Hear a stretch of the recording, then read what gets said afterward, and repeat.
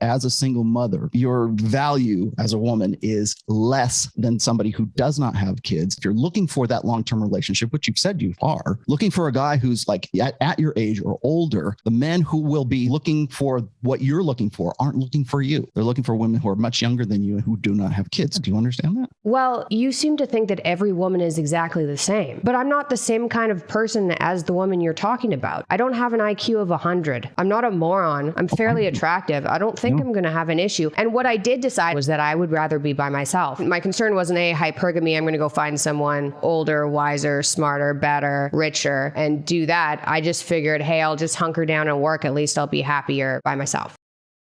It's important to recognize that everyone has unique qualities and deserves to be in a relationship where they feel valued, respected, and understood. For single mothers, especially those who are older, it's really interesting to note that, especially within the States, but just in general, the research actually has depicted that women in their 40s is the most unhappiest age group out there.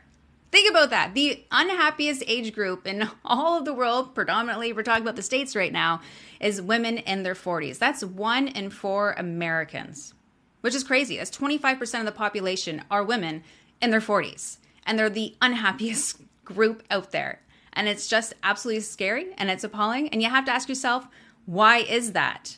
And at the end of the day, the number one reason why, well, there could be many reasons why, actually. But one of them, as I mentioned beforehand, is it's really all about e-commerce. It's about the pharmaceutical industries. It's about really just making money. It's a multi-million-dollar business for the most part. the dating world can sometimes present challenges, but it also offers incredible opportunities for growth and self-discovery. Single mothers bring a wealth of experience, maturity, and resilience to relationships. They know what they want, what they don't want, and often have a deep sense of empathy and commitment. Can we normalize older women dating younger guys? Lately, I've noticed that a lot of young 20-something-year-olds are into me. It's almost as though guys my age and older like younger girls, but younger guys like the older women. I don't think that I'm too old to have kids at 34. I know so many women who have them later in life now. So between the ages of 30 and 40, like it's becoming more and more common. Just because it's getting more common now doesn't mean that the risks aren't there, because they are. And the older you are, the higher the risk that you can have a baby that is not healthy.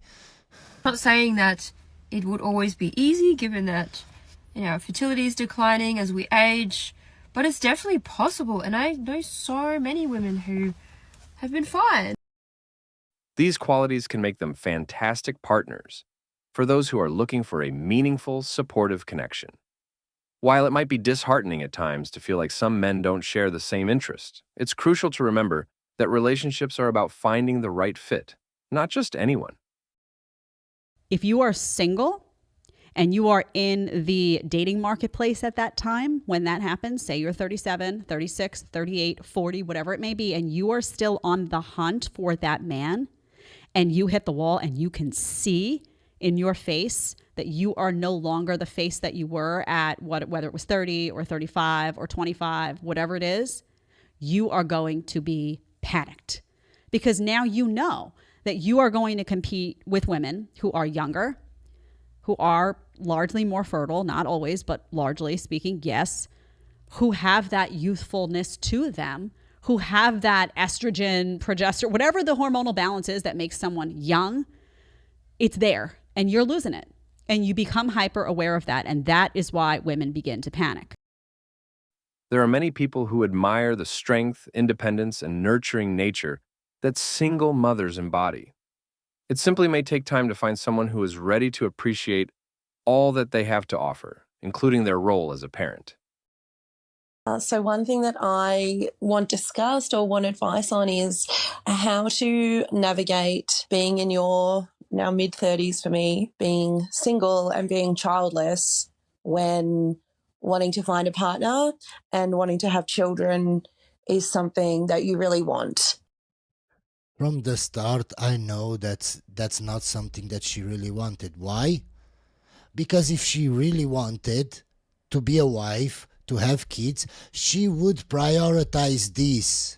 What have you been doing till now? Why are you at 35 and still single and childless? Because you prioritized your career, because you prioritized other things, because you're not actually a wife, but you're looking for a husband. That's why. It's something that I really struggle with because I'm starting to feel like I'm the only one that's not found somebody, and that missing out on having children is maybe a real possibility.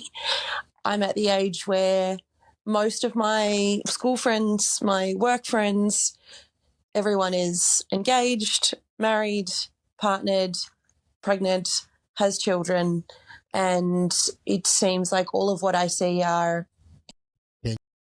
Dating as a single mother, especially when older, can be an empowering experience.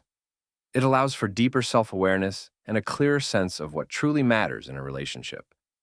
Those who are interested in building a family or are open to the idea of dating someone with children will find single mothers to be incredibly loving, passionate, and caring partners. Did you leave a 6-year relationship? I left a 6-year relationship because after 6 years, I was tired of asking, take me on a date. Let's go out. I look pretty. Let's do something. This guy works the whole time we were together and it's fine. But like, I work too. I don't live to work. Amazing. I would follow up with another question. Why did you choose to be with this guy? Because I'm sure he was working the same in the beginning. Why did you projected a potential or an ideal of a partner onto your partner? Because they always want to change the man. And expected him to rise up to your perception. Why didn't you have the ability to see him for who he is and choose if you stay there or not? If somebody resonates with this girl that answered that she's sick and tired of waiting, please stop and question yourself. What are you projecting onto your partner? And ask yourself, do you really know your partner? Ultimately, dating at any stage of life is about connecting with the right person, and the journey of self-reflection and growth that comes with it is part of what makes the experience so valuable. Single mothers have a lot to offer and should never feel discouraged in their search for a fulfilling, loving relationship. Went out with this guy. It was fine. He wanted to see me again the next day, and I was like, absolutely not. That's also a rule of mine. We can't see each other for at least a week after our first date. But anyway. Oh my God, I would forget about the person. A week? I would forget that you existed. I need my space. I need time to figure out if I actually enjoyed our first date. You know, it takes me some days to process. Then I still have to... If it takes you some days to process a date, that means you are very slow, ma'am. To clean my apartment and like, you know... like do your little manic chores. Yeah, and psychoanalyze and yeah. And that wraps up today's episode of Manosphere Daily. If you enjoyed the content, give it a like. Be sure to subscribe and hit the notification bell so you're notified as soon as a new video is out. Share your thoughts in the comments below. See you all tomorrow.